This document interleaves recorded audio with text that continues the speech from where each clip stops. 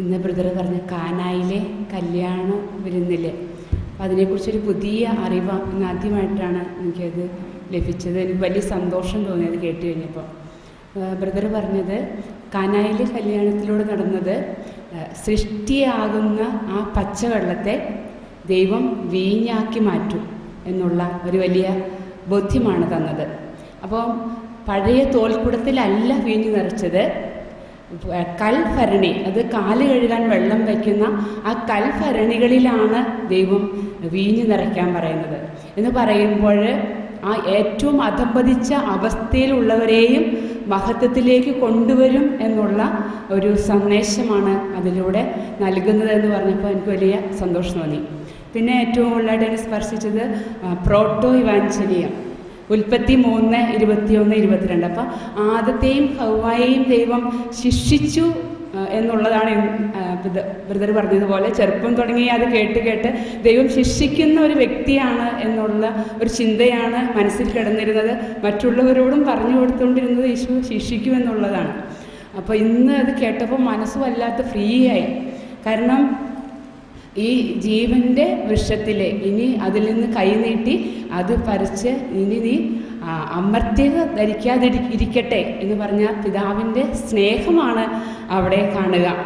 അപ്പോൾ അതുവരെ പിതാവ് ശിക്ഷയായിട്ടല്ല, സ്നേഹം കൊണ്ട്, വാത്സല്യം കൊണ്ട് ഇനി ഇവിടെ നിന്ന് കഴിഞ്ഞാൽ അത് കാരണം ഇപ്പോഴവരായിരിക്കുന്ന അവസ്ഥയിൽ പിശാചിൻ്റെ വാക്ക് കേട്ട് പൈശാചിക അവസ്ഥയിലാണ് ഇപ്പോൾ ആദവും ഹവ്വായും ആയിരിക്കുന്നത്. അപ്പം ആ അവസ്ഥയിൽ അവർ അമർത്യരായി കഴിഞ്ഞാൽ പിന്നെ ജീവിതം മുഴുവൻ അങ്ങനെ ഒരു അവസ്ഥയിൽ. അപ്പോൾ ഈ ദൈവത്തിന് അവരെ രക്ഷിക്കാനായിട്ട് ബുദ്ധിമുട്ടാണ്. അപ്പം അതുകൊണ്ടാണ് ദൈവം പറയുന്നത്. കാരണം ഒരു ഉദാഹരണം പറഞ്ഞത് മൺകലം രൂപപ്പെടുത്തുന്നതാണ്. മൺകലം രൂപപ്പെട്ട് കഴിഞ്ഞാൽ അത് ചൂളയിൽ വെച്ച് കഴിഞ്ഞാൽ പിന്നെ അതിനൊരു മാറ്റവും വരുത്താൻ പറ്റത്തില്ല. അപ്പം ആ ചൂളയിലേക്ക് വെക്കുന്നതിന് മുമ്പ് അത് രൂപപ്പെടുത്തി എടുക്കുമ്പോഴാണ് അതിൽ മാറ്റങ്ങൾ വരുത്താൻ പറ്റുകയുള്ളൂ. അപ്പോൾ അത് ഈ അമർത്യതയുടെ ആ ജീവൻ്റെ വൃക്ഷത്തിൽ നിന്ന് കഴിച്ചു കഴിഞ്ഞാൽ അവർ അമർത്യത ധരിച്ചു. ആയിരിക്കുന്ന അവസ്ഥയിൽ അവർ അമർത്യരാകും. അത് പാപ അവസ്ഥയിലാണ്. അപ്പം അതുകൊണ്ട് അവരെ രക്ഷിക്കാൻ ദൈവത്തിന് ബുദ്ധിമുട്ടായിരുന്നു. എൻ്റെ മക്കളെ നിങ്ങൾ പൊക്കോ, നിങ്ങളിവിടെ നിന്നാൽ ശരിയാവില്ല, നിങ്ങളെ രക്ഷിക്കാനായിട്ട് ബുദ്ധിമുട്ടായിരിക്കും. എൻ്റെ മകൻ വന്ന് നിങ്ങൾക്ക് രക്ഷ നൽകും. അതിൻ്റെ അടയാളമായിട്ടാണ് അവർക്ക് ആടിൻ്റെ ഉടയാട കൊണ്ട് അവരെ സംരക്ഷണ കവചം തീർത്ത് അവരെ പറഞ്ഞു വിടുക. അപ്പോൾ ഈശോ അതിൻ്റെ അടയാളമായിട്ട് ഈശോ കടന്നു വരുമ്പോൾ ഈ ആദത്തെയും ഹവ്വായെയും രക്ഷിക്കാനായിട്ട് പാതാളത്തിലേക്ക് കടന്നു ചെന്ന് അവരെ സ്വർഗത്തിലേക്ക് യേശു വരെ, ആദം മുതൽ യേശു വരെയുള്ള ആളുകളെ രക്ഷിച്ച് സ്വർഗത്തിലേക്ക് കടത്തിവിട്ടിട്ടാണ് ഈശോ സ്വർഗാരോഹണം ചെയ്യുന്നത്.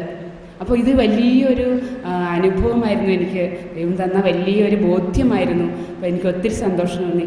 ബ്രദറിനും എല്ലാവർക്കും നന്ദി.